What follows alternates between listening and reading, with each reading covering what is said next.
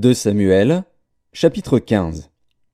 Après cela, Absalom se procura un char et des chevaux, et 50 hommes qui couraient devant lui. Il se levait de bon matin, et se tenait au bord du chemin de la porte.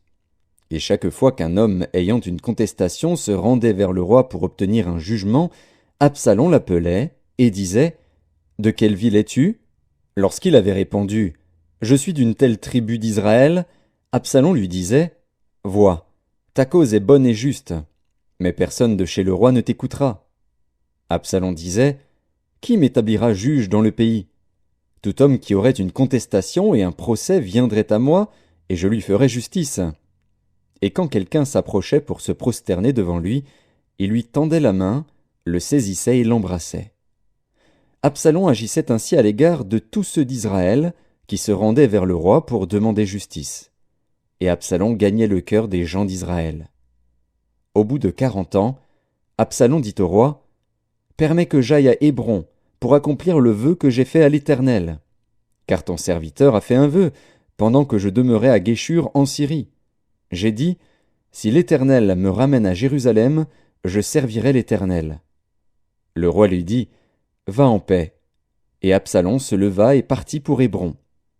Absalom envoya des espions dans toutes les tribus d'Israël pour dire « Quand vous entendrez le son de la trompette, vous direz « Absalom règne à Hébron !»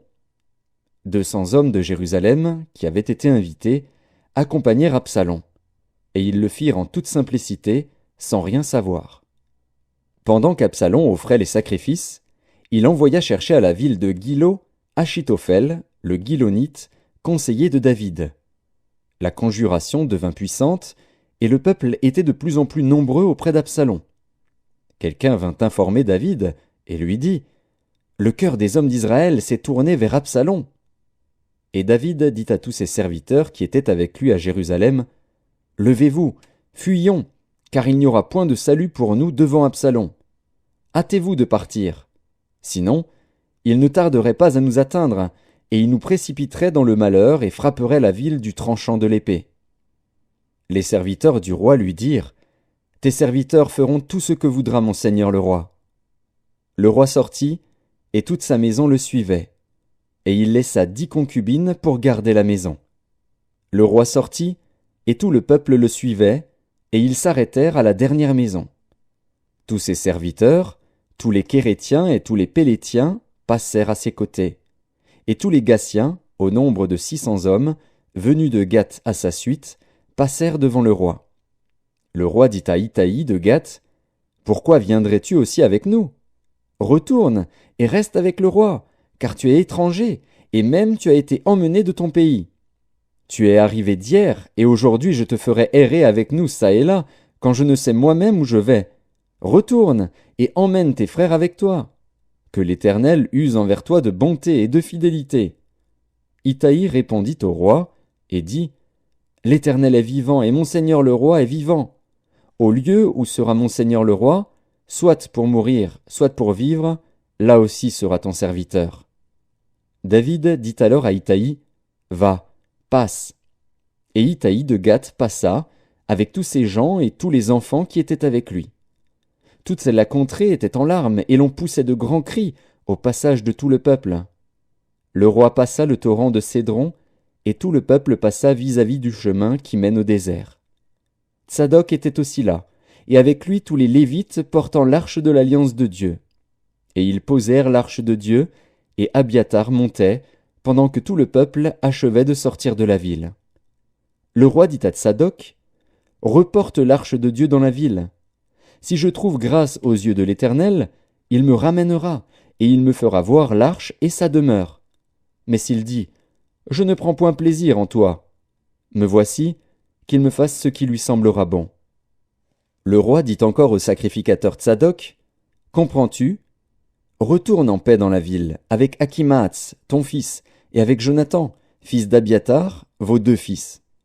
Voyez, j'attendrai dans les plaines du désert, jusqu'à ce qu'il m'arrive des nouvelles de votre part. » Ainsi Tsadok et Abiatar reportèrent l'arche de Dieu à Jérusalem, et ils y restèrent. David monta la colline des Oliviers. Il montait en pleurant et la tête couverte, et il marchait nu-pieds.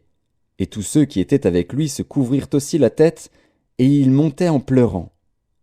On vint dire à David, « Achitophel est avec Absalom parmi les conjurés. » Et David dit, « Ô Éternel, réduis à néant les conseils d'Achitophel. » Lorsque David fut arrivé au sommet, où il se prosterna devant Dieu, voici, Hushaï, l'Archien, vint au-devant de lui, la tunique déchirée et la tête couverte de terre. David lui dit, « Si tu viens avec moi, tu me seras à charge. Et, au contraire, tu anéantiras en ma faveur les conseils d'Achitophel si tu retournes à la ville, et que tu dises à Absalom, « Ô roi, je serai ton serviteur. Je fus autrefois le serviteur de ton père, mais je suis maintenant ton serviteur. » Les sacrificateurs Tsadok et Abiatar ne seront-ils pas là avec toi? Tout ce que tu apprendras de la maison du roi, tu le diras aux sacrificateurs Tsadok et Abiatar. Et comme ils ont là auprès d'eux leurs deux fils, Achimaatz, fils de Tsadok, et Jonathan, fils d'Abiatar, c'est par eux que vous me ferez savoir tout ce que vous aurez appris. Hushaï, ami de David, retourna donc à la ville, et Absalom entra dans Jérusalem.